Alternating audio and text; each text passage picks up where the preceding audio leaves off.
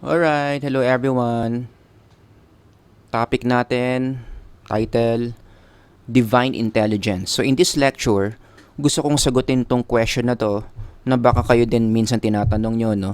Bakit may mga tao na sobrang galing? Everybody say sobrang galing. Tumingin ka dyan sa katabi mo, sabihin mo sobrang galing. 'Di ba, no? I mean, lahat tayo, more or less, may kakilala na papasok sa ganyang category. Yung ang dami-dami nilang achievements, ang dami-dami nilang ginagawa, lahat ng ginagawa nila talagang top level quality. Dami silang awards na natatanggap, ang dami-dami nilang na-accomplish, ang dami-dami nilang natutulungan, ang dami nilang outputs, you know what I mean. Some examples ng mga tao na pasok sa category na yan would be the following. Andyan si Einstein, nandyan si Nikola Tesla, nandyan si Thomas Edison. Baka sabihin nyo naman yung mga examples ko lahat deads na. O eto, buhay pa, pero sobrang galing nito si Michael Jordan. What do they have in common? Sobrang galing ng mga to, as in. You analyze their accomplishments, talagang hindi mo malaman kung paano ba nila yan nagagawa. Okay? So yun yung gusto kong i-address na question, how can we make sense of these people? And in this lecture, magpo-propose ako ng isang model of intelligence that can possibly answer that question. That intelligence is a spiritual gift. Everybody say spiritual gift. I want to highlight on the word gift. Ibig sabihin pag gift, given. Binigay. Tama ba? Lahat ng gift binigay. Kung binili mo yan, hindi gift yan. Okay? So, kaya may mga taong ganyan kagagaling, one way to make sense of it, yung intelligence, pwede mo siyang i-consider as a spiritual gift, which is very contrary to how we understand intelligence, lalong-lalo na sa psychology. Yun yung i-discuss ko ngayon. Ano bang sabi ng APA? Ano raw ba ang intelligence? Ito raw yun. Pause nyo na lang yung video, galing to sa online dictionary ng APA. Para hindi nyo na i-memorize yung buong definition na yan, ang intelligence, 2 core skills lang yan. Paano mo malalaman kung yung tao matalino kung meron siyang dalawang skills na kaya niyang ipakita, the ability to solve problems and answer questions. Yun lang yun. So kung gusto mong malaman if a person is intelligent, smart ba yung kadate mo? Smart ba yung anak mo? Smart ba yung katabi mo sa classroom? How would you know? How would you confirm? Give them problems to solve, ask them questions to answer. Halimbawa, kayo, bibigyan ko kayo ng test para malaman nyo kung kayo ba may intelligence. If today is Wednesday, what was yesterday? Sige nga, ilagay nyo lang dyan sa comment section, ha? Number 2, if today is Wednesday, what will be tomorrow? Ilagay nyo sa comment section kung alam nyo yung sagot. Mary's mom has 4 kids, April, May, June, and ilagay nyo dyan sa comment section. So kung yung mga sagot nyo sa mga questions na yan, tama, anong ibig sabihin yan? Ibig sabihin meron kang intelligence. Sana naman meron. Maliwanag. Now, given intelligence, the ability to solve problems and answer questions, obviously, this is an asset. Everybody say asset. Ibig sabihin ng asset, di ba, yung nakakaganda, nakakataas ng value. So kapag ang tao mataas yung intelligence, marami siyang problems na nasasagot or nasosolve, marami siyang questions na nasasagot. What does that mean? Maganda yung quality ng buhay niya. Asset yan. Sabi nga ni Solomon sa Proverbs, dun pa lang alam mo na, no? Solomon, known for his intelligence. Anong sabi niya about intelligence? Maganda sa buhay yan. If you read Proverbs 1:8-9, ang sabi niya, ang instruction represented by intelligence will bring you garland to your head and chain to adorn your neck. So yung words na garland and chain, mga valuables yan during their time.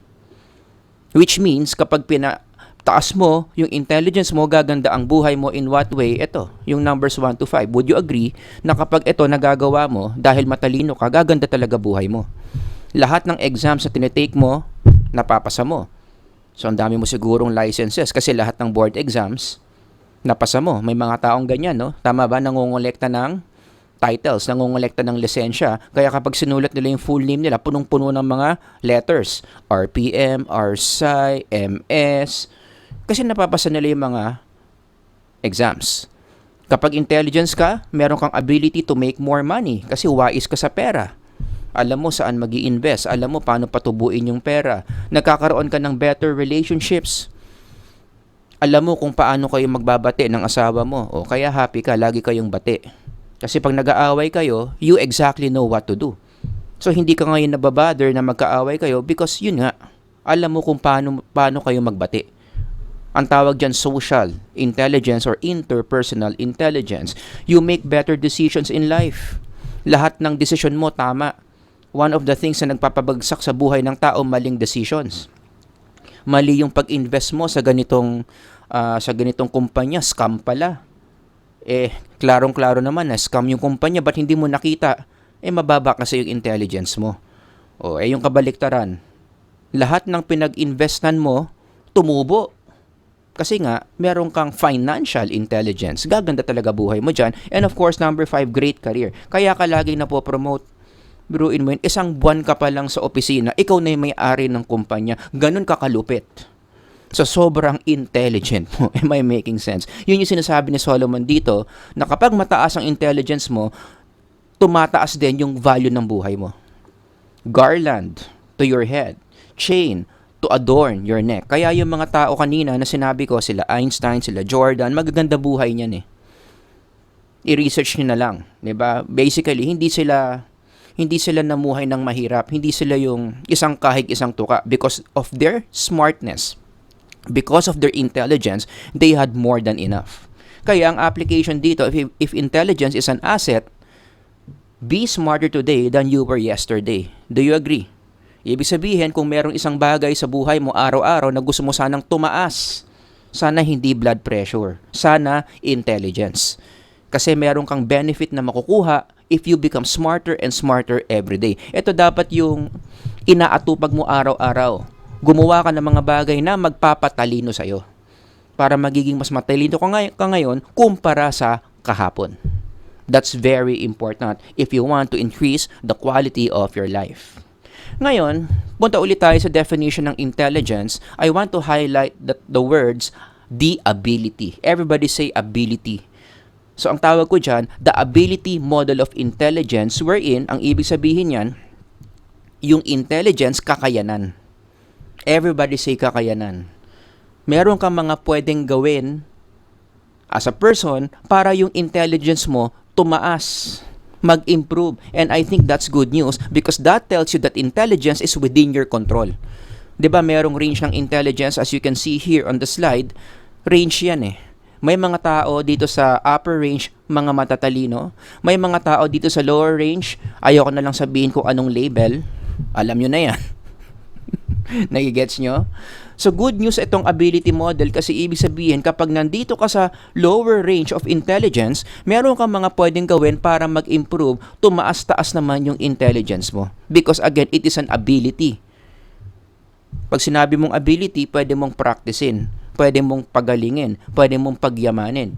And in terms of intelligence, paano ba tumataas ang intelligence? Practicein mo to improve intelligence, such as the following. Ito yung short list ko. Kung meron kayong notebooks dyan, isulat nyo. Basa ka ng maraming libro. Ang problema ngayon, hindi na yata uso magbasa, no? Anong uso ngayon? Manood. Gagawan ko ng ibang lecture yan. May masamang nangyayari sa intellectual life ng mga tao kapag puro tayo nood, puro tayo entertainment than intelligence, no? Number 2, you talk to more people. Dapat marami kang nakakasalumuha. Pag marami kang kinakausap, marami kang natututunan. Number 3, you solve different problems. Number 4, you practice the skills na meron ka. Practicein mo ng practicein yung pagpapiano mo. Practicein mo ng practicein yung songwriting mo. Practicein mo ng practicein yung pagbabasketball mo. Tataas yung mga intelligences na yan. And of course, number 5, huwag nating kakalimutan, education. Para sa mga students dyan, that's one of the purpose why you are having your education. Hindi ka lang nandyan para payamanin yung eskwelahan. Kasi bigay ka ng tuition fee, no? Sana ayusin natin yung perspective natin. Bakit ba tayo pumapasok sa eskwelahan? Kasi gusto nating magka-love life. Hindi rin. Kapag yan yung purpose mo at kaya ka pumapasok para makahanap ka ng jowa, maling motivation yan. The reason why people enter education is because you should want to become smarter today than you were yesterday before entering school. Oh, kaya nga, paano mo malalaman kung nakatanggap ka ng quality education? Naging sulit ba yung tuition fee mo?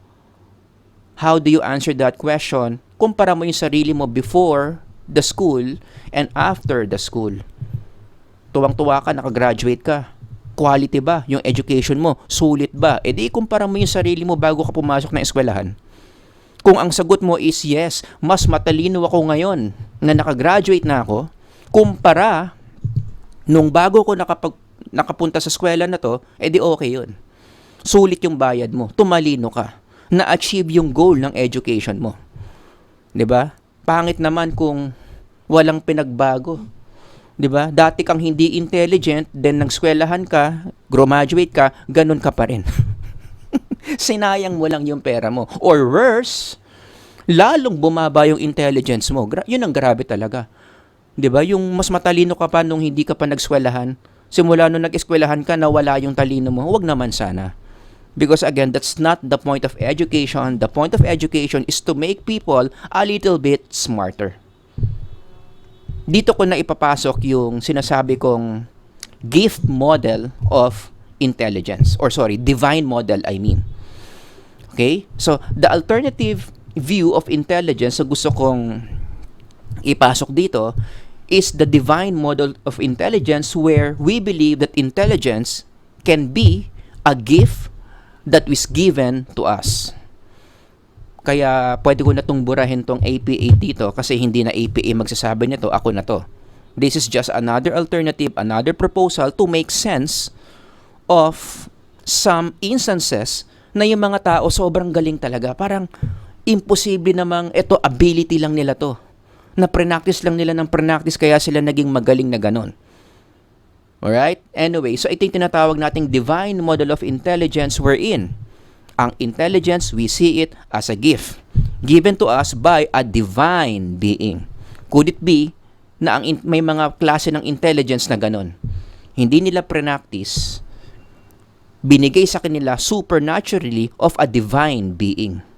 Ito yung conceptual framework natin dyan. Uy, conceptual framework daw, oh. Ito yun. Diba? May divine being, galing sa divine realm. Ito yung tao na binigyan ng divine intelligence, kaya siya naging sobrang galing, kaya siya naging sobrang talino.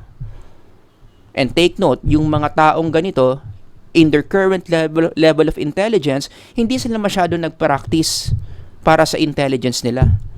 Or may ibang tao, talagang hindi sila nag-practice. Pero sobrang galing nila sa isang skill, or hindi sila masyado nag-e-effort, pero ang galing-galing nila.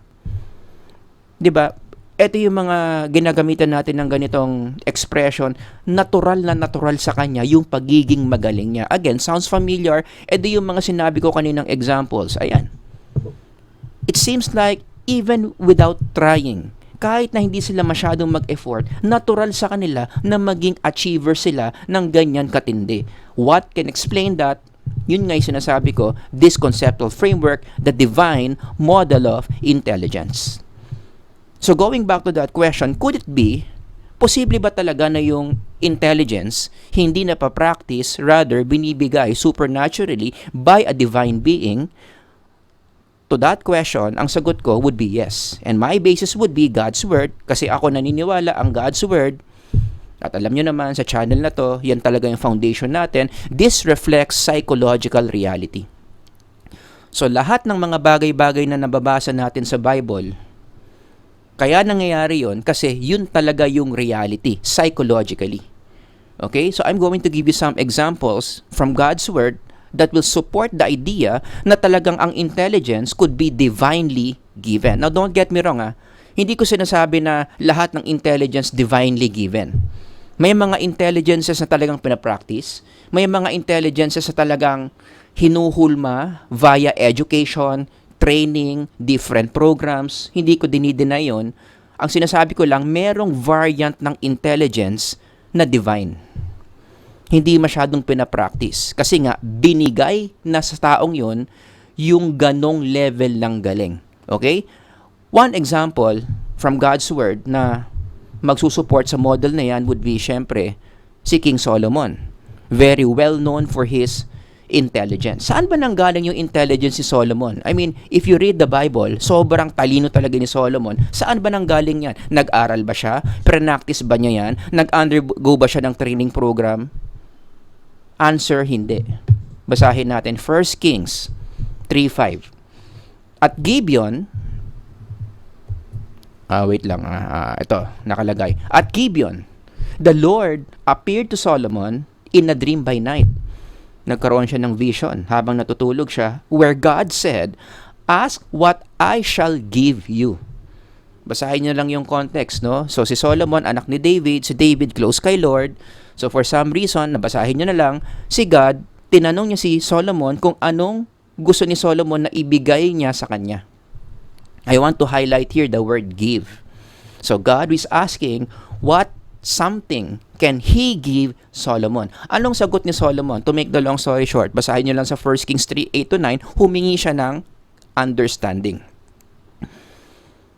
Also known as wisdom, or pwede mo na rin sabihin intelligence. 'Di ba? Lord, bigyan mo ako ng intelligence kasi ako ang hari ng chosen people mo. Bigyan mo ako ng intelligence para mag-govern ko, mapagharian ko ng maigi yung chosen people mo.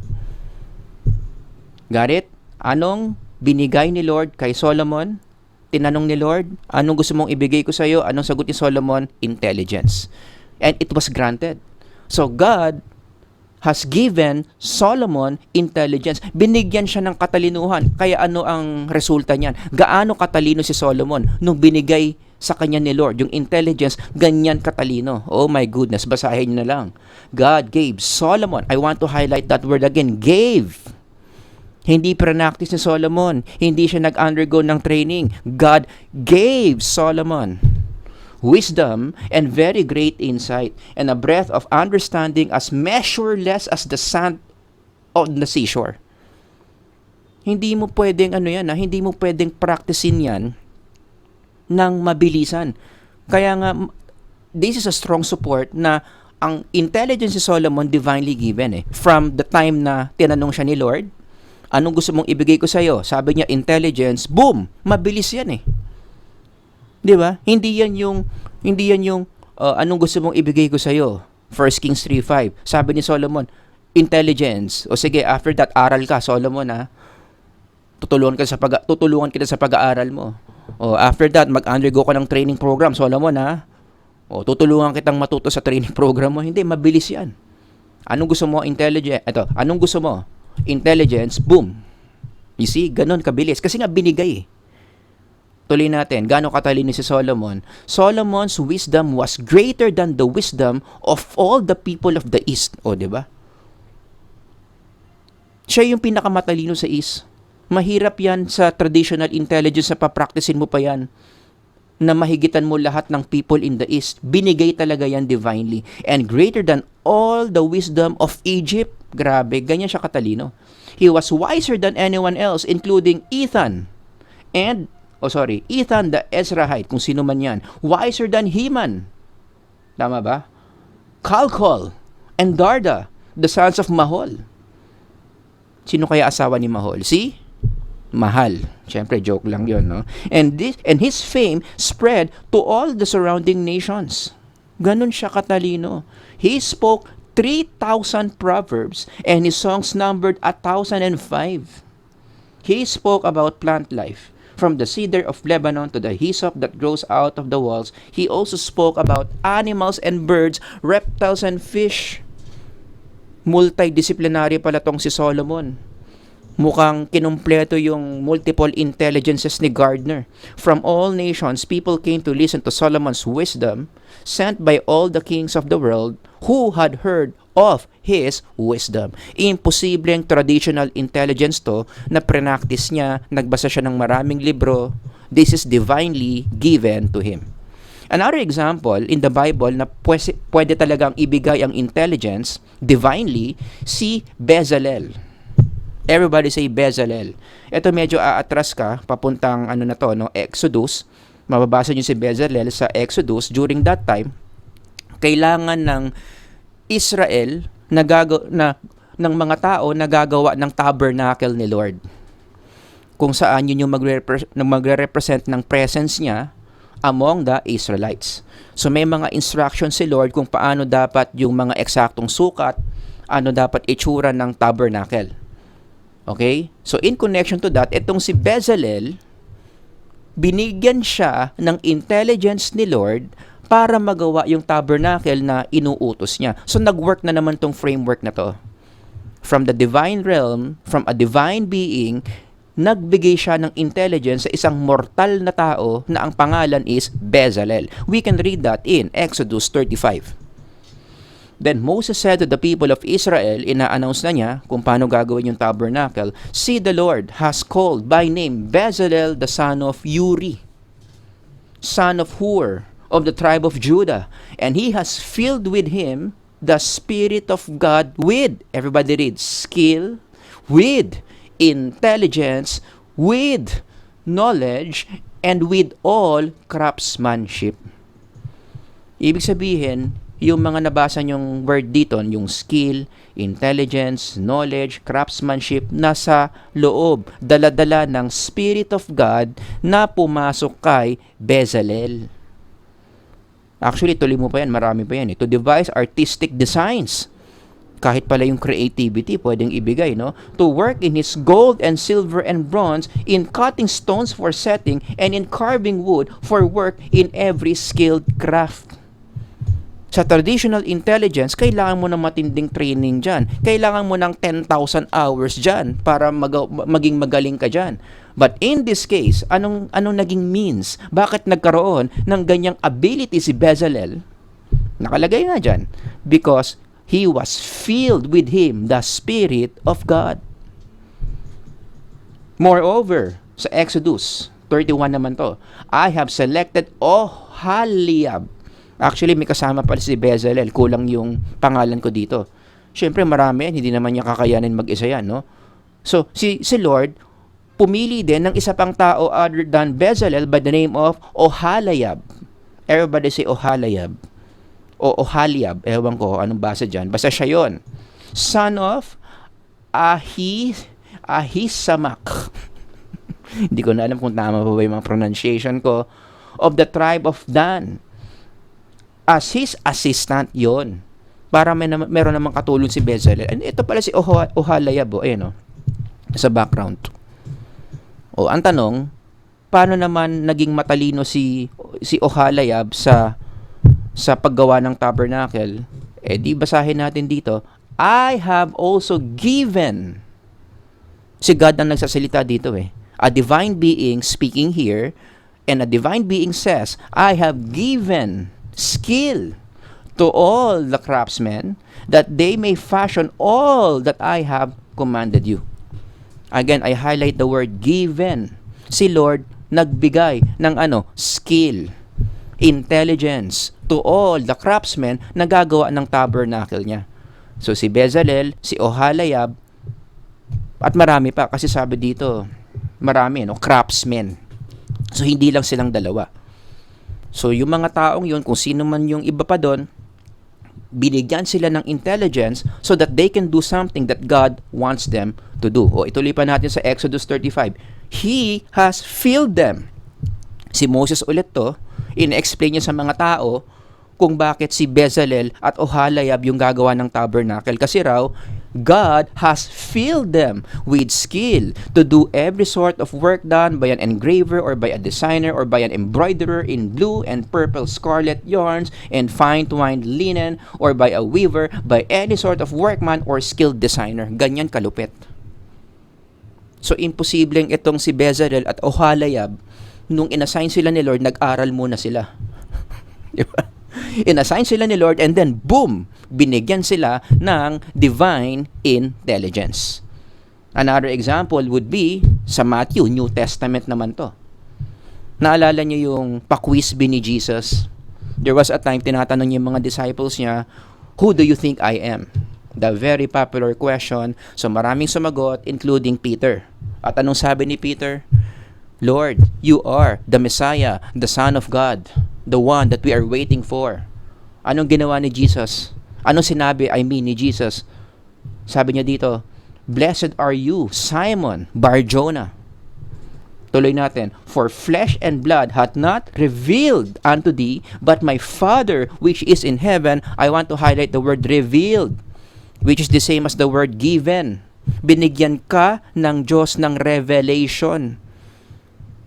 Hindi nag-aral si Peter, hindi siya nag-isip ng matindi para malaman niya yung tamang sagot sa tanong ni Jesus kung sino ba si Jesus. Anong nangyari? Saan nanggaling yung sagot na binigay ni Peter? Revealed to him by my Father which is in heaven, a spiritual being giving insight to a mortal being such as Peter. O, last one, para talagang, ano na kayo? Maniwala kayo sa sinasabi ko. O, si John. Diba? Nangyari din kay John yan sa Book of Revelation. Actually, the entire Book of Revelation is a proof na talagang ang intelligence can be divinely given. Anong ginagawa basically ni John nung sinusulat niya yung Revelation? He was prophesying.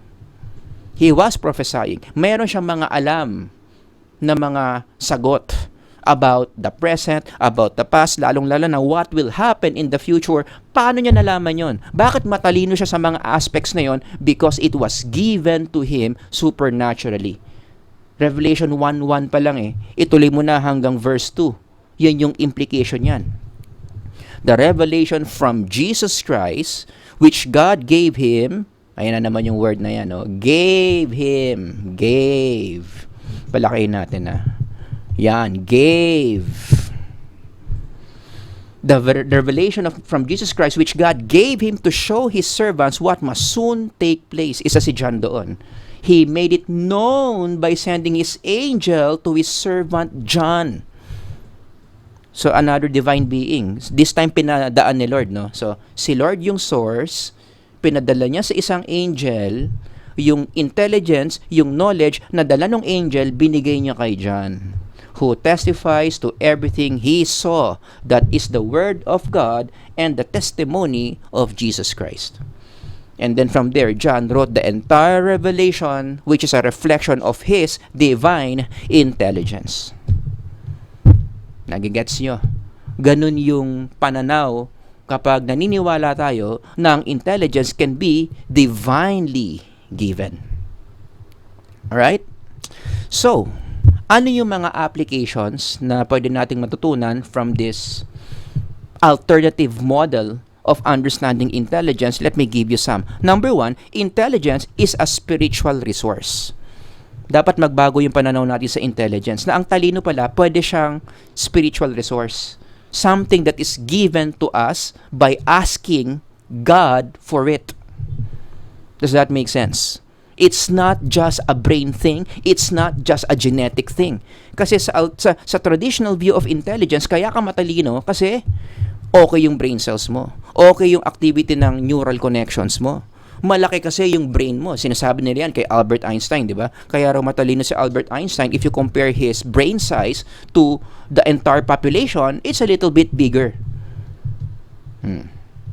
Now, hindi ko sinasabing walang contribution ang brain, walang contribution ang gene sa intelligence. Meron naman. Pero merong variant ng intelligence na spiritual ang source. Nagigets nyo? At sana maging open tayo sa ganong framework na ang intelligence can be divinely given. In connection to number 1, that leads us to number 2. Kung ganyan na yung pananaw mo about intelligence, it is divinely given, then the more you would like to ask intelligence from God. Nagigets nyo? And how do you do that? By prayer. So kung gusto nyong maging mas matalino, gusto nyo ng talino, kasi kailangan nyo na ng talino given a certain situation, one way to do it is to ask God for intelligence. Hindi yung lahat na lang ng intelligence iaasa mo sa pag-aaral mo, iaasa mo na lang sa pagpapractice mo. Kasi tayo, limitado tayo mga tao, minsan tinatamad tayo, minsan wala tayong ganang mag-aral, mahirap makakuha ng intelligence. Na hindi ko sinasabi huwag tayo mag-aral. Mag-aral tayo, mag-review tayo, pero padagdag tayo kay Lord ng intelligence. Lord, nag-aral ako. I know you have seen me, how hard I worked for this exam, how hard I reviewed. Pero sana dagdagan niyo naman po ako ng intelligence para maipasa ko yung exam ko bukas. Diba? Sinabi ng utol ni Jesus yan, diba? Si James. Sinabi niya yan eh. Now, if any of you lacks wisdom, he should what? Ask God who gives. Ayun na naman yung word na yan. Word of the day natin yan, gives. Ang intelligence, hindi lang siya laging pinapractice. Ang intelligence, binibigay ni Lord. Who gives generously to all without finding fault. Lord, bigyan mo nga ako ng talino. Dagdagan mo naman yung talino na na-develop ko na para maipasa ko yung isang exam. Kaya nga, it makes a lot of sense why you are praying before an exam. Sino dito ganyan? Taas ang kamay. Yung nagpe-pray bago mag-exam. Makes sense, given this model. Kung hindi ito yung model mo, kasi atheist ka, hindi ka naniniwala sa intelligence can be given, wala ka talagang prayer. Iaasa mo lahat sa brain cells mo, no? But anyway, ito yung magandang prayer about an exam mo. Come, Holy Spirit, coming from Xavier University to, Come, Holy Spirit, with all your gifts and graces. Help me recall the facts I have studied for the test. So, ang lesson dito, wag kang tamad na hindi ka nag-aral tapos magpe-pray ka for intelligence. 'Di ba? God reinforces those people na deserving naman. Am I making sense? So, kung hihingi ka ng tulong kay Lord, tulungan mo muna yung sarili mo. That's the point, no? So, ituloy natin yung prayer. Guide my thinking process and fill my mind with the ideas and concepts I need to know in order to do well. Illuminate my mind and make clear the answers I am supposed to give for each question. As I answer, keep my thoughts clear and concise. Replace any anxiety I feel with peace in knowing that you are with me to assist me and guide my responses. Ang ganda ng prayer na yan. It really reflects this framework that intelligence can be divinely given to someone who is asking for it. Number 3, given divine intelligence, you have to differentiate between divine intelligence and demonic intelligence. Ito, i-expand natin yung source ng intelligence. Ano sabi ko kanina? Paulit-ulit, ang intelligence galing sa divine being who is God. Pero if you study how intelligence is understood in God's Word, may mga intelligence pala na hindi galing kay Lord, pero galing din sa isang spiritual being who is the demon. Pwede rin pala siyang magbigay ng intelligence. Pero sana wag kayo dyan humingi. Okay? Please lang. Kay Lord lang tayo hihingi ng intelligence. No, for instance, sabi ni James, utol ni Jesus, but if you harbor bitter jealousy and selfish ambition in your hearts, do not boast in it or deny the truth. Bakit? Ituloy natin sa verse 15. Such wisdom does not come from above, but is earthly, unspiritual, demonic.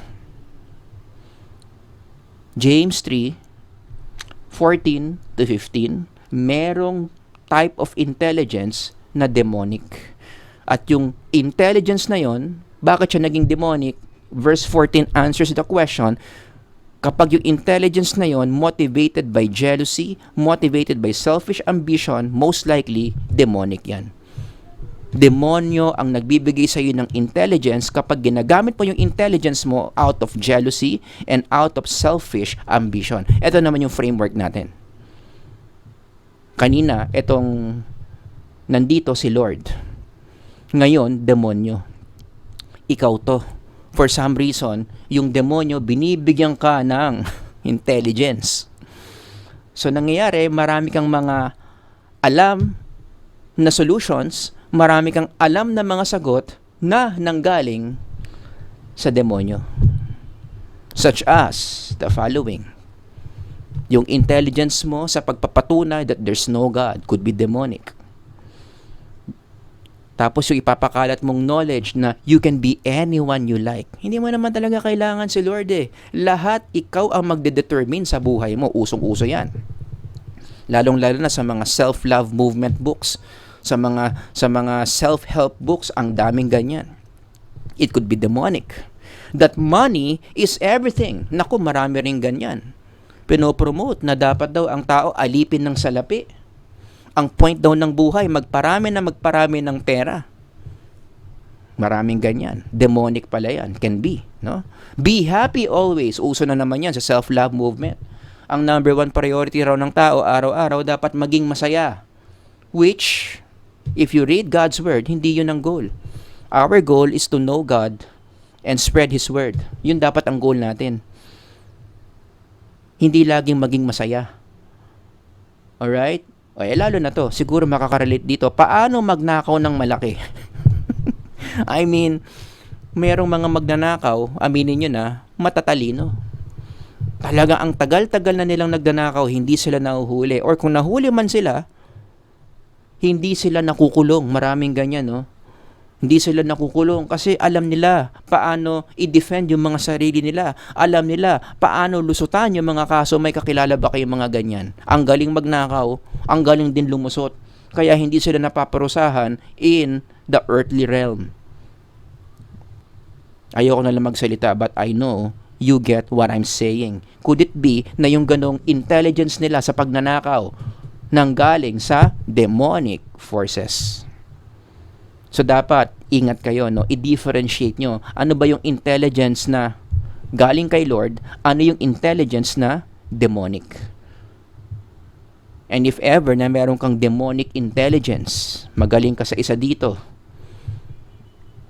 it's about time to repent. No? Kausapin mo lang si Lord. Lord, I repent. Gumagamit ako ng demonic intelligence. Take this away. Replace it with the intelligence that only comes from you. And then from there, mas magiging maayos yung paggamit mo ng intelligence. And last one, number 4, another application is identify the purpose behind your intelligence. According to psychological research, isa sa mga pinaka nagpapaganda ng mental health ng tao is kapag alam natin yung purpose natin. I'm gonna make a different lecture on that. Okay? So kung gusto mong gumanda mental health mo, tumaas ang well-being mo, alamin mo yung purpose mo. And one of the things that can help you identify your purpose, lalo na yung mga hindi pa alam yung mga purposes nila dito, ano ang magandang gawin mo? I-analyze mo yung intelligence mo. Search the why behind your what. Let's read that again. Search the why behind your what. Yung what mo dito, kaya naka-red underline yan, that's your intelligence. Kung ano man yung intelligence mo, kung saan ka man magaling, kung ano man yung gift mo, for sure, may reason yan kung bakit intelligence mo yan, yun yung why mo. Dapat konektado yung why mo sa what mo. Konektado yung purpose mo sa intelligence mo. I want to go back to this passage from Exodus. Moreover, I have selected Oholiab son of Ahisamach of the tribe of Dan as his assistant. Now, I want to emphasize this. Si Lord ang nagsasalita dito. Ang sabi niya, I have also given skill to all the craftsmen that they may fashion all that I have commanded you. I want to highlight the words given tsaka that they may. May binigay si Lord sa kanila. Ano yon? Yung intelligence. Bakit binigay ni Lord yung intelligence? May purpose. Yun yung that they may. That they may do the tabernacle. Ganon din tayo. Hindi lang to nag-a-apply sa Exodus lang. Up until today, it still applies to us. Lahat tayo may intelligence. That's divinely given.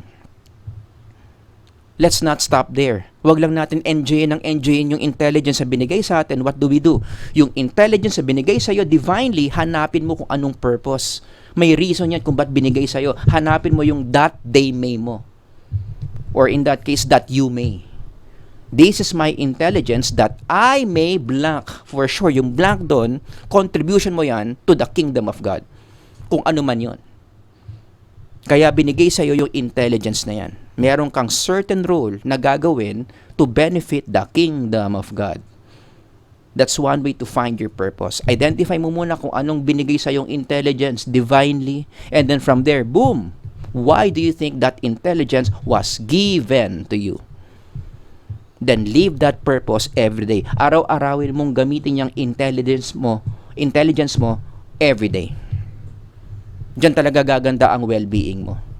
Magiging mas focus kang tao, mas magiging purposeful kang tao.